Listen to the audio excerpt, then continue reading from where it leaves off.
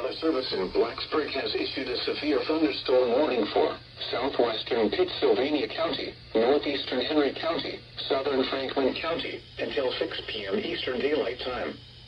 At 4:55 p.m. Eastern Daylight Time, a severe thunderstorm was located over Ferrum, moving east at 30 miles per hour. Hazard, ping-pong ball-size hail and 60 miles per hour wind gusts. Source, radar indicated. Impact, people and animals outdoors will be injured.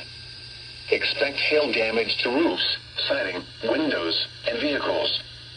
Expect wind damage to roofs, siding, and trees. Locations impacted include Rocky Mount, Collins, Sidnersville, Ferrum, Pinhook, Snow Creek, and Mountain Valley.